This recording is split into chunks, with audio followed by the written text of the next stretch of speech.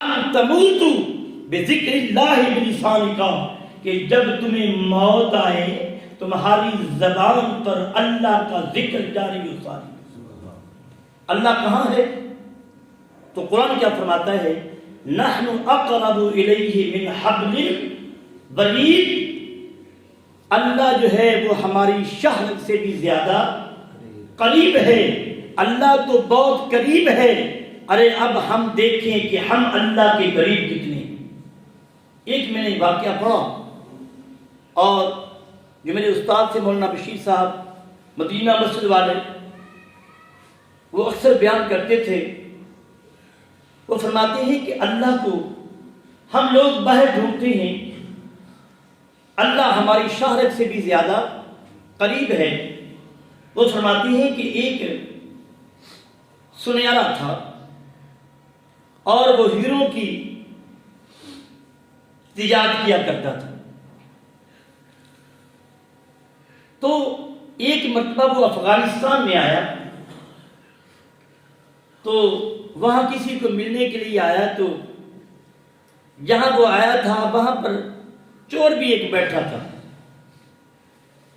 تو چور نے جب باتیں ان کی اس سے ملنا تھا، باتیں ہو گئی، تو چور کو علم ہوا کہ یہ ہیروں کا سوداگر ہے، یہ کاروبار کرتا ہے، لہذا اس پر میں کچھ اپنا ہاتھ لگاؤں، اس کے پاس جو ہیرے ہیں وہ میری جیب میں آ جائیں۔ تو جب وہ سوداگر ہیروں والا جو ہاتھ والے جانے لگا نا، تو چور نے کہا بھائی تو نے کہاں جانا ہے؟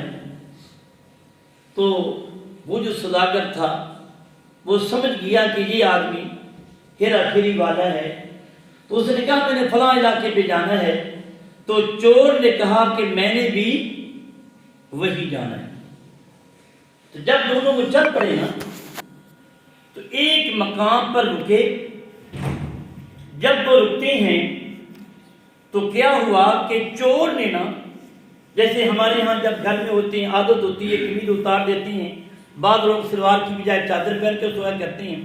تو اکثر قاضی جب آدمی رات کو لیٹتا ہے تو اپنا قمیض اتارتے ہیں اکثر لوگ۔ تو اس نے اپنی اس کی جو واسکٹ تھی، جو بھی اس نے پہنا ہوا تھا نا، اس نے وہ اتار کرنا ایک درخت کے ساتھ سے اس کو لٹکا دیا۔ اللہ اکبر! جب لٹکا دیا، ارے سوداگر اٹھا، اس نے وہ قیمتی ہیرا اس کے جناب واسکٹ میں ڈال دیا۔ رات پوری گزر گئی، یہ جناب جو سوداگر تھا وہ لیٹ گیا۔ جب لیٹا، ادھر سے چور اٹھا، کبھی اس کی دائیں جیب کو دیکھتا، کبھی بائیں کو دیکھتا، کبھی ادھر دیکھتا، حالانکہ سوداگر جاگ رہا تھا۔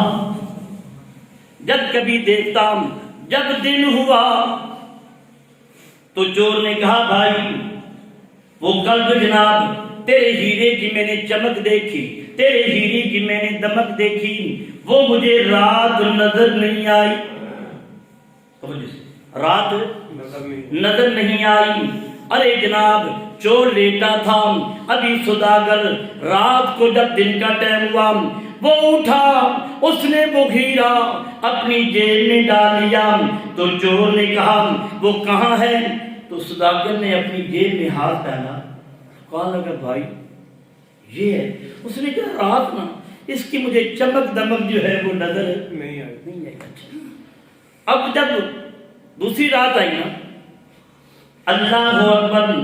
چور نے اپنی جناب قمیض اتاری، ارے سوداگر نے وہ ہیرا اٹھایا، نگاہ سے اس کے جناب علیحدہ کر کے اس نے اس کی جیب میں ڈال دیا۔ جب وہ سوداگر آرام سے لیٹ گیا، جب لیٹا نا صبح، اب وہ سوداگر آدھی رات کو اٹھا، وہ نمازی بھی تھا۔ جب اٹھا اس نے کہا اب یہ سو گیا ہے۔ تو رات چور نے اس کے کافی ادھر جیب کو دیکھا، ادھر دیکھا، دائیں بائیں دیکھا، لیکن جب رات کو وہ لیٹ گیا نا، تو رات کو اس نے دیکھا،